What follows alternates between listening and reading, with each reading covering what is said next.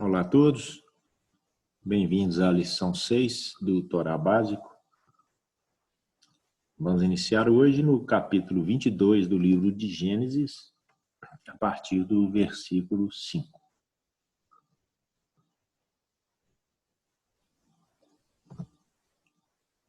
Abraão ordenou a seus servos: permanecei aqui com o jumento, e eu e o menino iremos até lá, adoraremos e voltaremos a vós. Vocês estão lembrados que Abraão estava ali cumprindo a ordem de Deus de levar o seu filho Isaque para ser sacrificado. Então Abraão tomou a lenha do holocausto e a colocou sobre os ombros de Isaque, seu filho. E ele mesmo levou as brasas para preparar o fogo e o cutelo. E enquanto caminhavam os dois juntos, Isaque chamou por seu pai Abraão. Meu pai, ao que replicou prontamente Abraão. Sim, meu filho. Então Isaque indagou. Eis o fogo e a lenha, mas onde está o cordeiro para o holocausto? E aí nós deixamos a pergunta no ar. Por que Abraão não intercedeu pela vida de seu filho Isaque, como ele tinha feito pelas pessoas de Sodoma e Gomorra? A resposta vem no verso 8. Assegurou-lhe Abraão: Deus proverá para si, meu filho, o cordeiro para o holocausto. E continuaram a caminhar ambos juntos. Finalmente, quando chegaram ao lugar que Deus lhe apontara, Abraão construiu o altar, dispôs a lenha, depois amarrou o filho e o colocou sobre o altar, em cima da lenha. Abraão estendeu a mão e apanhou a faca para imolar o seu filho. Entretanto, o anjo do Senhor o chamou do céu. Abraão, Abraão, ao que prontamente lhe respondeu Abraão. Eis-me aqui. Não estendas a tua mão contra o rapaz, ordenou o anjo. Não lhe faças nada. Agora bem sei que temes a Deus, porquanto não me negaste teu amado filho, teu único filho. Em seguida, tendo Abraão erguido os olhos, viu atrás de si um carneiro preso pelos chifres entre os arbustos. Tomou Abraão o carneiro e o ofereceu em holocausto, em lugar do seu filho. Então Abraão deu àquele lugar o nome de Yahvé-Jireh, o Senhor proverá. Por isso, até nos nossos dias, se diz, no monte do Senhor se proverá. O anjo do Senhor bradou uma segunda vez do céu, chamando Abraão, e declarou: Juro por mim mesmo, palavra de Yahvé, porquanto me ofereceste esse gesto, não me negando teu filho amado, o teu único filho, esteja convicto de que eu te cumularei de bênçãos. Eu te confirmarei uma posteridade tão numerosa quanto as estrelas do céu e quanto a areia que se espalha pelas praias do mar. E tua descendência conquistará as cidades de todos que te levantarem contra ti. Por intermédio dos teus inúmeros descendentes serão abençoadas todas as nações da terra, porquanto tu me obedeceste.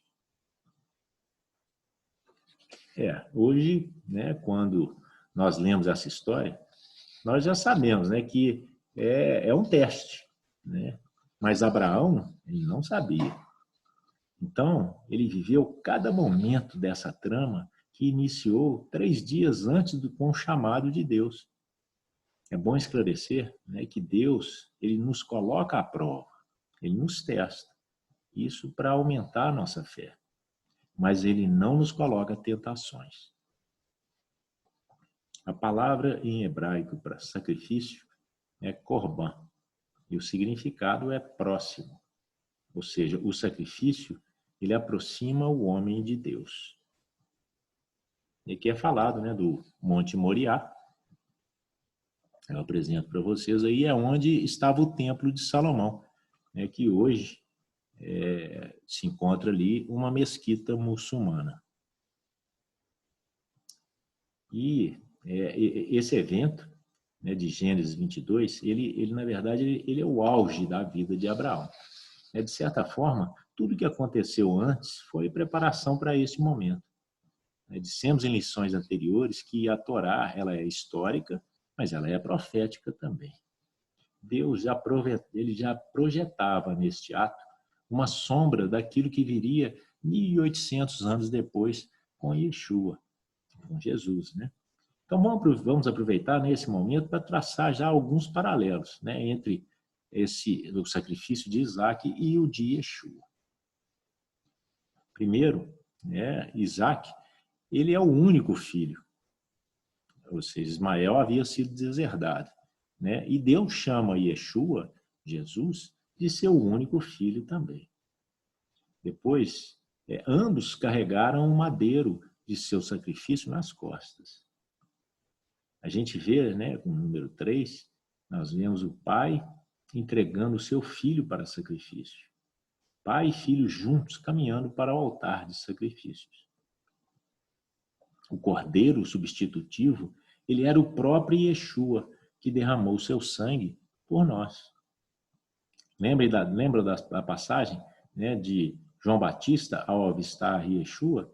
Ele diz: eis o Cordeiro de Deus que tira o pecado do mundo.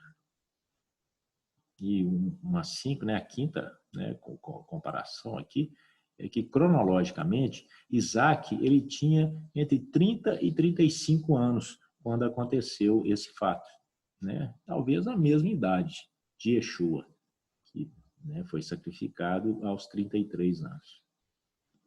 E, por último, ambos eram adultos e ambos se entregaram como sacrifício sem oferecer nenhuma resistência.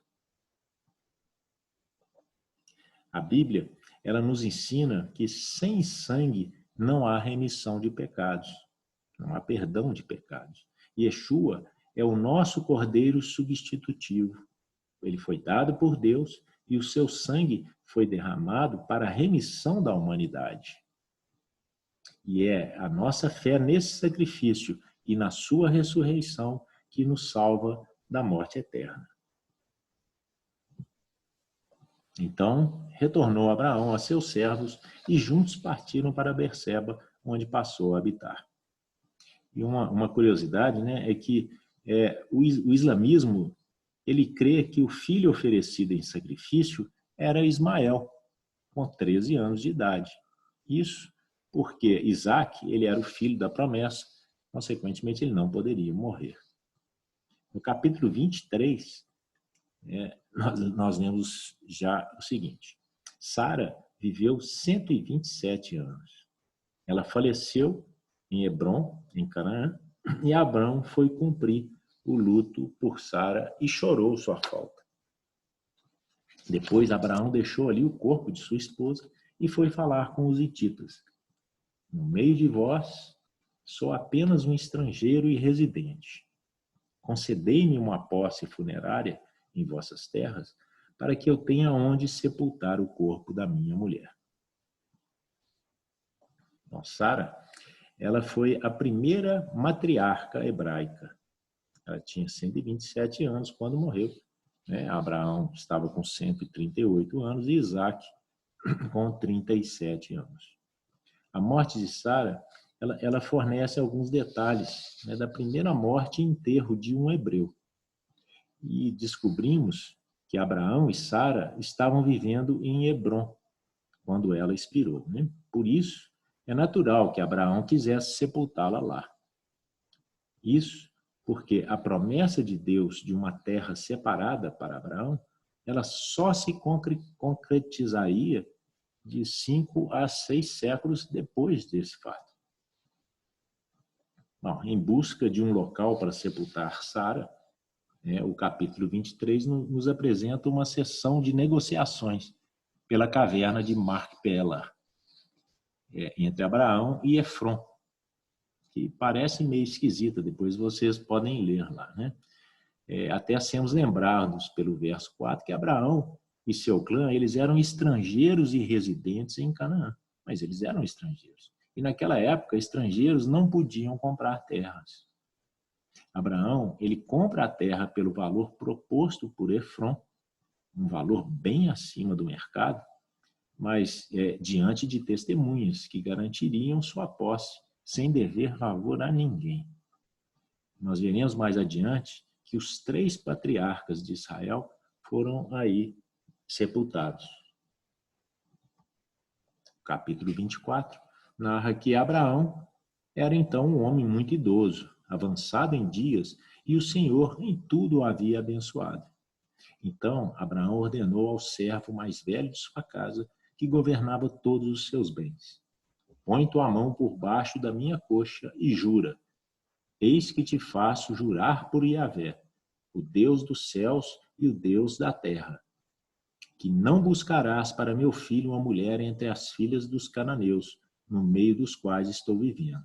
Mas irás à minha terra, à minha parentela, e escolherás uma mulher para o meu filho amado Isaque. Questionou o servo: porém, é possível que a mulher não queira me acompanhar até essa terra. Nesse caso, deverei levar teu filho de volta à terra de onde viveste? Ao que Abraão o preveniu: por nenhum motivo leva meu filho para lá. Yahvé, o Deus dos céus e o Deus da terra, que me tomou de minha terra paterna e da terra da minha parentela, que me prometeu e que jurou que daria esta terra à minha descendência, Yahvé enviará seu anjo diante de ti, para que tomes lá uma mulher para meu filho. Se a mulher se recusar a te seguir, ficarás então desobrigado do juramento que te impõe neste momento. Em todo caso, não conduzas meu filho para lá. Bom, as escrituras elas estão agora já nos preparando para Abraão sair do foco e Isaque assumir o papel principal da história do povo de Israel. E para dar sequência à descendência de Abraão, ele precisa se casar e ter filhos, né? Isaque precisa se casar e ter filhos. E a sua esposa deveria ser alguém muito especial. Abraão, ele sabia que a escolha de uma esposa para Isaque era muito importante.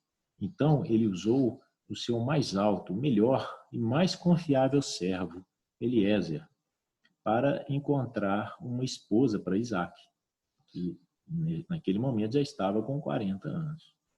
Lembra do Eliezer? Ele foi citado por Abraão como seu futuro herdeiro, né, quando ele conversava com Deus em Gênesis, no capítulo 15, verso 2. E Abraão deixa claro que a futura esposa ela teria que ser da sua família, não poderia ser de Canaã. E que Isaque, por nenhum motivo, deveria sair da terra em que habitava para conhecê-la. É interessante, né, que Abraão ele estava aí com 140 anos e pela forma como ele deu as instruções a Eliezer, ele devia acreditar que já iria morrer. Talvez porque Sara havia morrido, né? Só que ele viveu mais 35 anos depois disso. Desposou outra mulher e ainda teve outros filhos, como veremos aí mais à frente.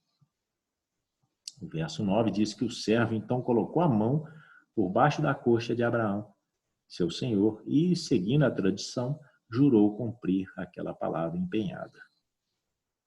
Bom, é nos genitais masculinos que se encontra o sinal da aliança entre Deus e Abraão, a circuncisão. Esse gesto, ele significou um juramento por Deus. Eliezer, ele viaja à Mesopotâmia, local de nascimento de Abraão, e quando chega na cidade de Naor, ele ora a Deus. Yahvé, Deus de meu senhor Abraão, sê-me hoje propício e mostra a tua benevolência para com meu senhor Abraão. A jovem, a quem eu solicitar, inclina o teu cântaro para que eu beba, e que responder, bebe, e também a teus camelos darei a beber. Essa será a que designaste para o teu servo Isaque, e assim entenderei que mostraste tua bênção para com o meu Senhor. Bom, naquela época, né, a maior parte das mulheres do Oriente Médio, elas permaneciam separadas dos homens. Uma tarefa padrão para as mulheres, especialmente as solteiras, era buscar água numa determinada hora do dia. E, geralmente, os homens não ficavam por perto. Eliezer, ele foi para o poço exatamente nessa hora do dia, porque ele sabia que seria quando ele encontraria algumas mulheres elegíveis, né, para Isaac. Antes mesmo que ele terminasse de orar, surgiu Rebeca, Rivka, né, em hebraico, filha de Betuel, filho de Milca, mulher de Naor, irmão de Abraão, trazendo no ombro o seu cântaro. A Rebeca, ela é a sobrinha neta de Abraão, ou seja, ela é prima segundo grau de Isaac. E não é que Rivka, a Rebeca, falou as palavras exatas da oração de Eliezer? Eliezer concluiu que ela era escolhida por Deus, mas ainda assim ele esperou a prova final, que ela desse de beber aos seus 10 camelos. Olha só, uma curiosidade, né, que um camelo ele pode beber ou estocar até 200 litros de água. Então, imagina se esses camelos estavam sedentos e ela teve que dar até isso, essa quantidade de água para cada camelo, e eram 10 camelos. Né? Rebeca, Rivka em hebraico, significa aquela que une. Eliezer, ele descobre que Rebeca era parente de Abraão e curvou-se em adoração ao Senhor. Deu presentes de grande valor para a mocinha, né? Incluindo um anel, um pingente no nariz, que é sinal de uma moça comprometida, né? E 2 pulseiras de ouro. E claro, Rebeca ela corre para casa e conta para a mãe e para os outros membros da sua família, né, o que tinha acabado de acontecer. Ora, Rebeca tinha um irmão que se chamava Labão. E Labão correu ao encontro do velho homem na fonte. Pois assim que observou o pingente e as pulseiras de ouro, e quando ouviu sua irmã Rebeca relatar, eis como o homem me falou, ele saiu em busca daquele homem e o achou ainda em pé, junto aos camelos lá na fonte. Então, guardem bem esse nome aí, tá, gente? É o nome do irmão da Rebeca, Labão. E a sua índole também, né? Em breve, ele retornará para a nossa história. Reunindo ali com a família de Rebeca, Eliezer, ele conta toda a história e como Abraão foi abençoado por Deus, né? E era um homem muito rico. E ele teria ido buscar uma esposa para Isaac, o herdeiro, né, dessa riqueza, entre a família dos irmãos de Abraão. E Rebeca havia sido indicada por Deus em resposta à sua oração. E ali, caso aceitassem que Rebeca se casasse com Isaac, ele teria que retornar ao seu mestre acompanhado dela o mais breve possível. Labão e Betuel tomaram a palavra e declararam: isso procede do Senhor, nada podemos lhe dizer, nem a favor, nem contra. Aqui está Rebeca na tua presença. Toma e vai-te. Seja ela a esposa do filho do teu Senhor, de acordo com a vontade expressa do Senhor. Tendo ouvido o servo de Abraão tais palavras, prostrou-se em terra diante do Senhor. E tirou joias de ouro e de prata e vestidos e os deu a Rebeca. Também deu ricos presentes a seu irmão e a sua mãe. Depois comeram e beberam, ele e os homens que estavam com ele, e passaram a noite. De madrugada, quando se levantaram, disse o velho servo: deixa-me ir para o meu senhor. Então, eles chamaram Rebeca e lhe indagaram: queres partir com este homem? E ela afirma: sim, quero. Diante disso, deixaram partir sua irmã Rebeca, com sua ama, o velho servo de Abraão, e a sua comitiva. Certa tarde, Isaac saiu ao campo para meditar. Ao erguer os olhos, viu que se aproximavam camelos. Rebeca também ergueu os olhos e viu Isaac. Ela desceu do camelo e indagou ao velho servo: quem é aquele homem que vem pelo campo ao nosso encontro? Ao que lhe respondeu o servo: é o meu senhor. Então ela se cobriu com o véu. Mais tarde, o servo contou a Isaque tudo que havia visto e realizado.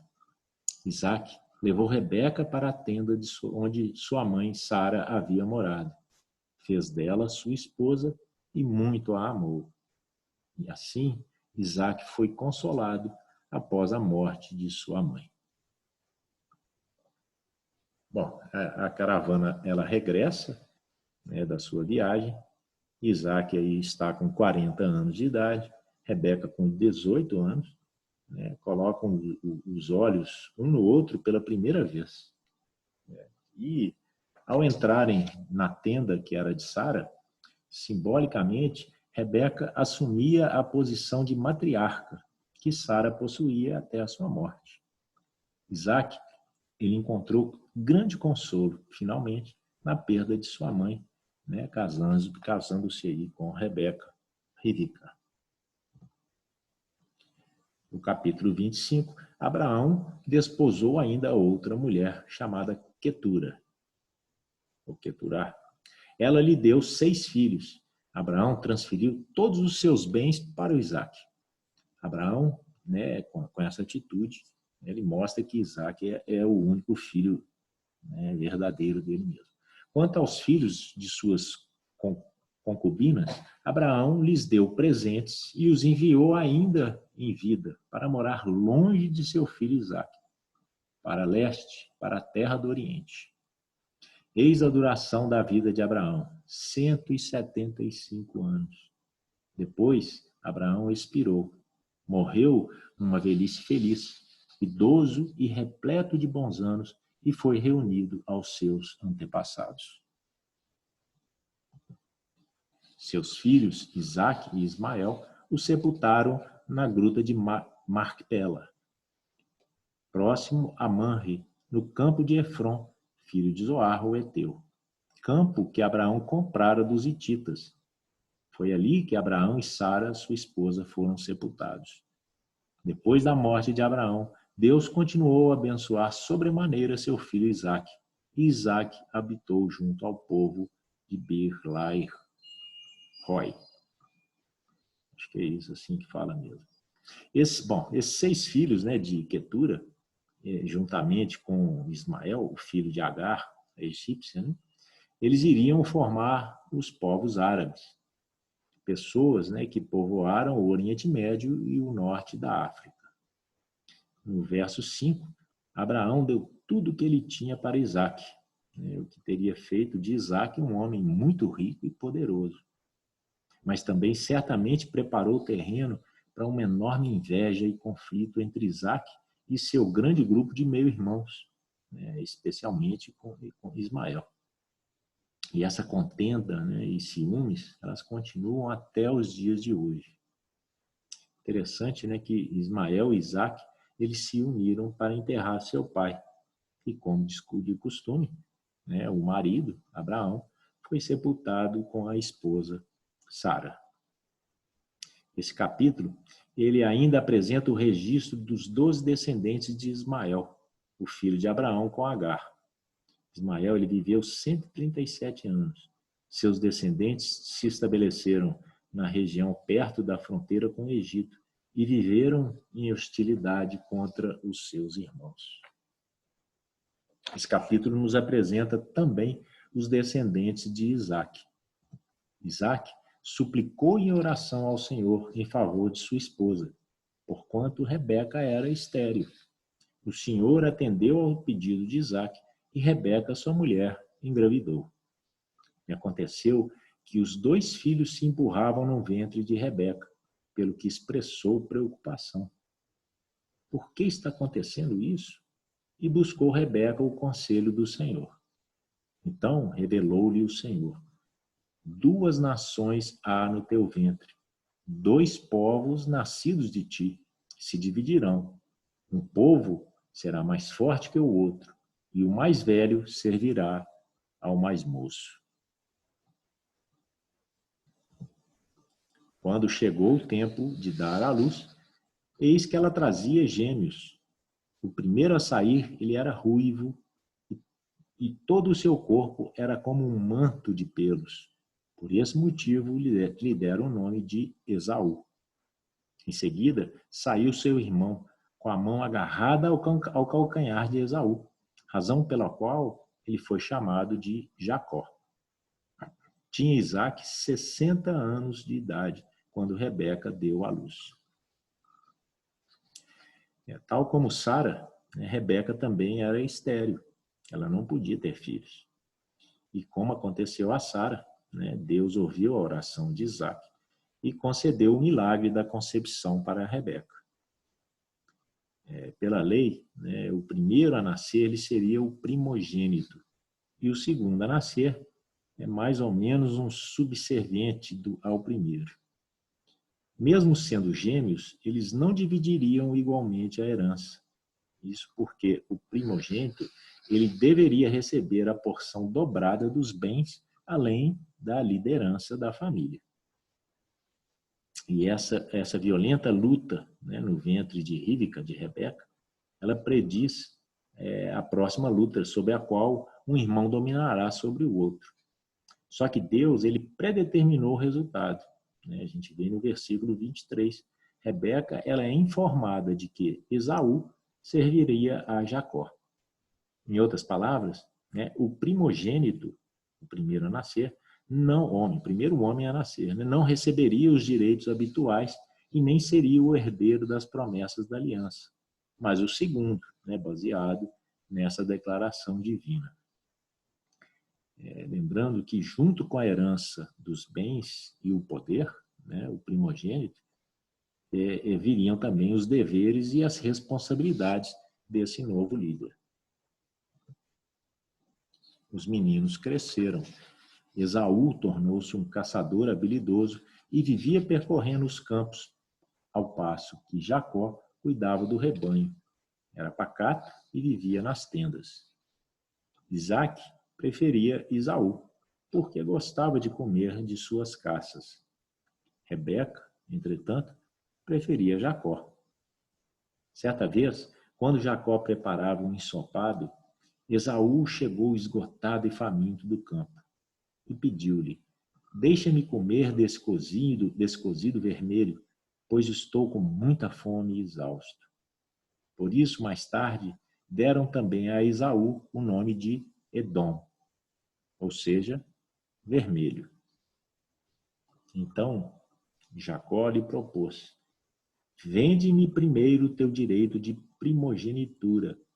Ao que Esaú replicou: eis que eu vou morrer, de que me servirá o direito de primogenitura? Jacó quis oficializar o ato. Jura-me primeiro, portanto. Esaú lhe jurou e vendeu seu direito de primogenitura a Jacó. Então Jacó lhe deu o pão e o ensopado de lentilhas.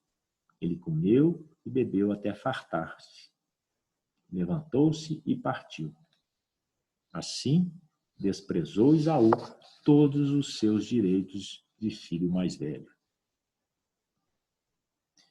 Bom, eu queria deixar um detalhe, para a gente ter sempre em mente, quando a gente lê as histórias aí da Bíblia, que essas pessoas sobre as quais a gente lê, elas eram apenas isso, pessoas. Elas tinham sentimentos, tinham desejos, necessidades, tinham defeitos, virtudes, orgulho, etc. Eram reais.